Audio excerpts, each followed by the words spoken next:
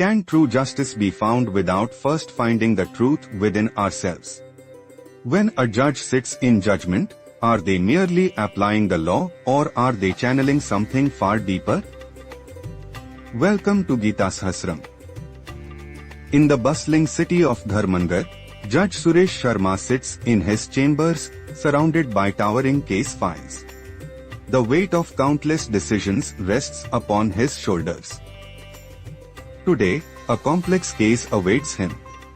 Two businessmen, Arjun and Vikram, stand before the court. Both present compelling evidence, yet something feels incomplete. Arjun claims that Vikram has stolen his innovative software design. The evidence seems clear, similar code patterns, matching algorithms. But Vikram presents his own truth, months of independent development, sleepless nights, and original research. His witnesses testify to his dedication. Judge Suresh finds himself caught between two versions of truth. The legal evidence points one way, but his intuition whispers another.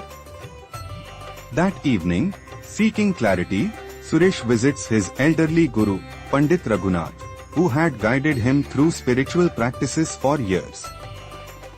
Pandit ji, I am lost. Two men stand before me, each claiming truth.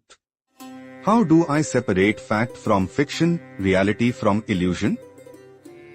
The wise guru smiled gently. Beta, you seek Viveka, the power of discrimination. The Yoga Sutras teach us that true wisdom comes from discerning the eternal from the temporary. Viveka is not merely intellectual analysis. It is the divine ability to see through the veils of Maya, to distinguish between Satya and Asatya, truth and falsehood. Just as a lotus remains pure despite growing in muddy water, a true judge must remain untouched by the confusion of conflicting testimonies. But Guruji, how do I develop this Viveka? How do I see what is hidden from ordinary perception? The Guru's eyes sparkled with ancient wisdom. Through dhyana meditation, Beta.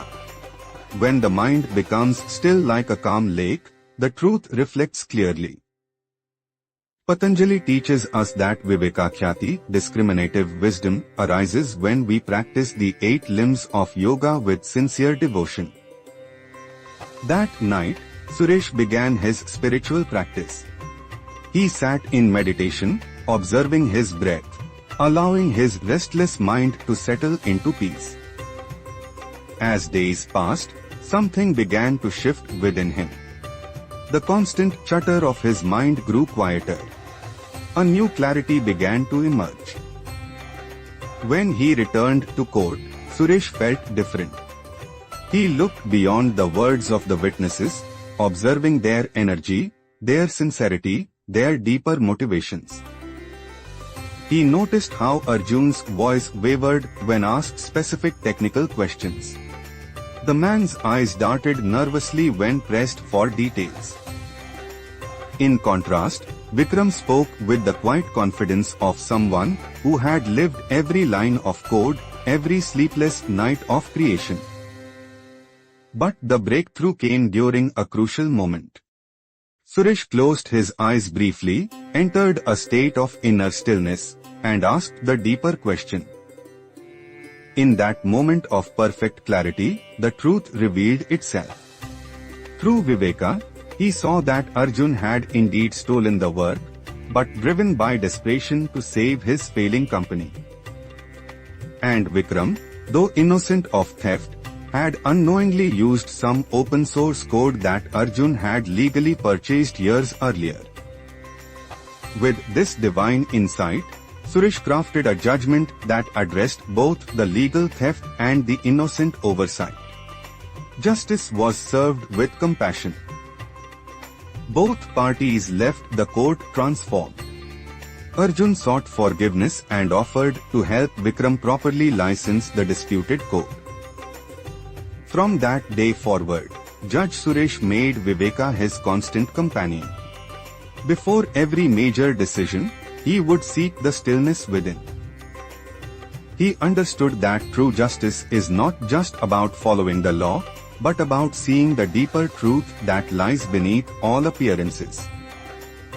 The other judges began to notice the transformation. His judgments became renowned for their wisdom, fairness, and ability to heal relationships. Citizens would travel from distant places, hoping their cases would be heard by the judge who saw with divine eyes. Years later, when young lawyers asked him the secret of his success, Suresh would share the timeless wisdom of Viveka. My dear friends, he would say, the law is just the beginning. True justice comes when we learn to see with the eyes of the soul.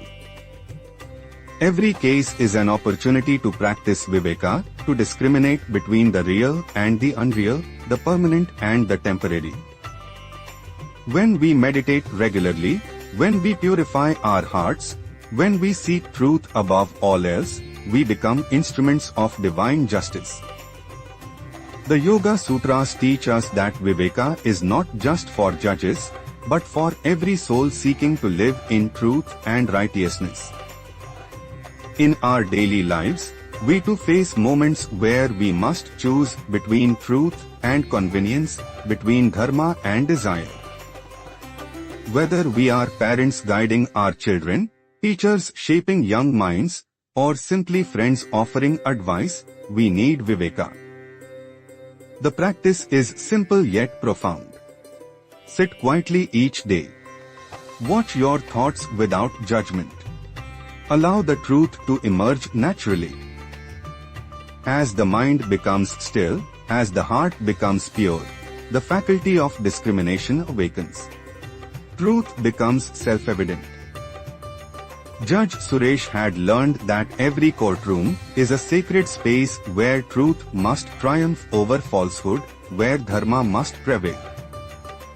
And so, dear souls, whether you sit in a judge's chair or at your kitchen table, remember that Viveka is your birthright. The power to discriminate between truth and falsehood lies within you. Through meditation, through sincere spiritual practice, awaken this divine gift. Let your life become a temple of truth, where every thought, word, and action is guided by the wisdom of Viveka. In a world filled with confusion and conflicting voices, be the one who sees clearly, who speaks truly, who acts righteously.